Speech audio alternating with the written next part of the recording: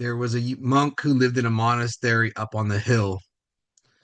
A local girl in the village got pregnant by a fisherman. She didn't want to cause problems for her boyfriend in the village, so she said it was the monk up in the monastery. When the baby was born, the monk got ill, and townspeople carried it up the hill to the monastery. They knocked angrily at the gate, and the monk opened the door, and they said to the monk, "This is your baby. You raise it. What kind of phony monk are you?" And the monk said, "Ah, so." And he took the baby, closed the gate. The guy's whole life changed after that because of someone else's lie, something he had nothing to do with. And yet he didn't lose his nerve. He didn't get upset. When we get upset when our phones are slow. We get upset with just anything that goes wrong in our life. This guy took somebody else's kid with just us. So 9 years later, the mother was dying. She didn't want to die without admitting what happened. So she told the people of the village, "I'm sorry, I lied. It wasn't really the monk, it was the fisherman." So the villagers stormed back up to the monastery. They knocked on the door. Monk opened the gate, and standing next to him was the 9-year-old child. Villagers said, "We made a terrible mistake. Isn't your child? We'll take him back to the village and raise him. You're free to go back to your monastic life." The monk said, "Ah, so."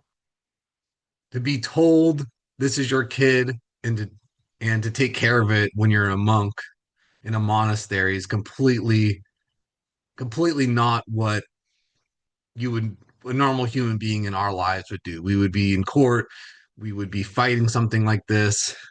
He just says also he realized it doesn't matter what he says, this is what everyone believes, and all the suffering that's going to be created from this. And I had an old professor once in class when I was in my MBA, and he was a pretty wise guy.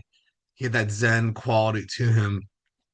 And I remember in class, we were talking about problems at work, and I raised my hand. I was like, "Well, you're saying, don't create more problems." And I had the issue with how he said it. I'm like, "Well, what do you do?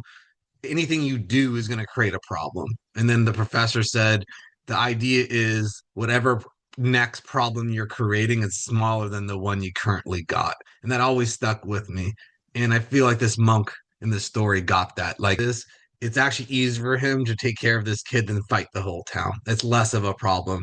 So you're always going to create a problem with your actions. So you might as well create as little suffering for everyone involved as possible. Whatever you do in life, you're probably causing a problem for someone else and yourself. So with your actions, you have to think bigger than yourself. I always try to think a little bigger than myself, that is what I'm doing next causing more problems for myself and everyone else. And sometimes, yeah, I'm going to cause a little bit of a problem for people, but in the end, it's for the best of everybody. I try to lead my life in a way similar to this, where it's like, why create more problems when if I can be a little unhappy and a ton of other people are happy, and vice versa, I'm not going to be extremely unhappy to make everyone else happy. So I try to find a nice balance of this is kind of the net positive for everyone involved. And there's more to it, right? He raises it. I am a father, someone to come to me 9 years and take my child from me. Imagine that. After it's one thing to take care of this baby, this cute little baby that shows up at your door. Who doesn't love a baby?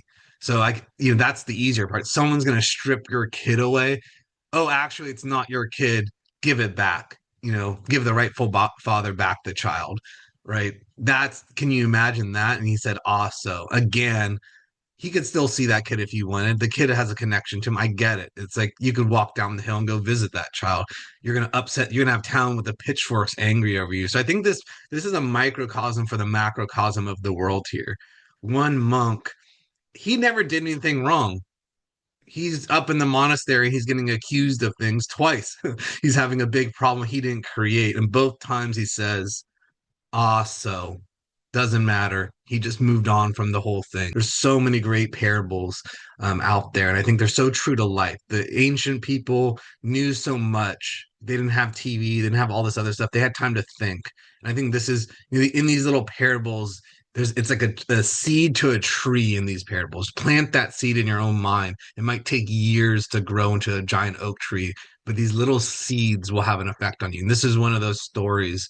And that what that professor said to me all those years ago still affects me to this day is, life is you're gonna have problems. You're never gonna have no problems. So you're always in these positions to have to make a problem for yourself or others when you don't even want to be the problem. And this is kind of the ultimate problem solving. The also anytime something happens to me bad now, especially years ago, I would always tell myself in the heat of the moment, I'd hear a little also pop to my mind. Also, I kind of almost laugh at myself when I see myself getting upset when I'm being accused of things or things are happening around me where I'm somehow everyone's coming at me when I've done nothing. And that also kind of brings me back to baseline mentally when this kind of stuff happens to me. So it's, this is an extreme example with a child being given and taken from you.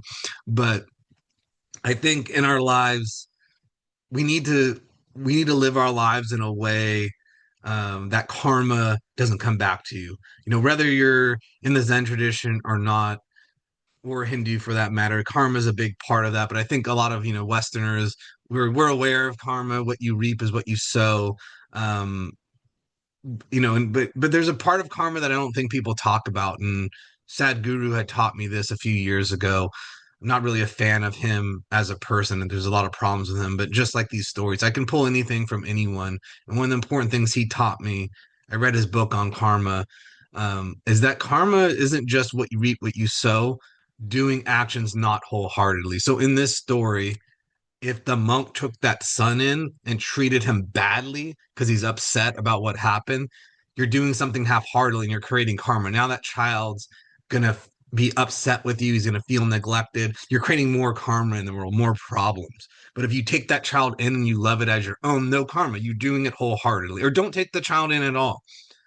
Don't do something half-heartedly. Deal with the whole town being mad at you. So the half-hearted thing, even in life, I won't even hang out with people now if I'm not in the mood. I don't want to do anything half-heartedly because then I realize if I show up and people think I have an attitude or this and that, then they're upset at me. It creates all this less karma for me to just not show up.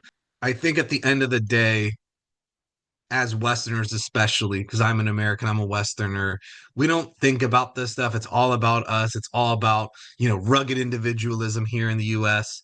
And we forget that we are a community of people. No society on this planet, no civilization for that matter, can survive by itself. We need each other. We're like an beehive, like an ant mound. You need each other all working together. So and we're going to have fights among ourselves and stuff. And I think the story shows that sometimes as an individual in our society, you can have, just like this monk did, you can have a powerful effect because it's not what you say, it's what you do. Because in this story, someone taking in this 9-year-old kid, other town people saw this, and other town people probably respect this monk, and even that child probably saw how them. It doesn't talk about how the child was treated, just a parable, but just imagine like that child will always feel a connection to that monk, but will probably speak well of that monk. That's the karma as well. You did the right thing, and the child will realize he gave him away as well. Like wow, like who is this guy? So I think Mahatma Gandhi said something like that too about like what is your message to the world, and it's like my life is my message and I try to live my life in that way. And I think you should as well. Live your life in a way you don't need to proselytize morals or religion or ethics. It's just live your life in that way, and people will notice, and you might have an effect on somebody else.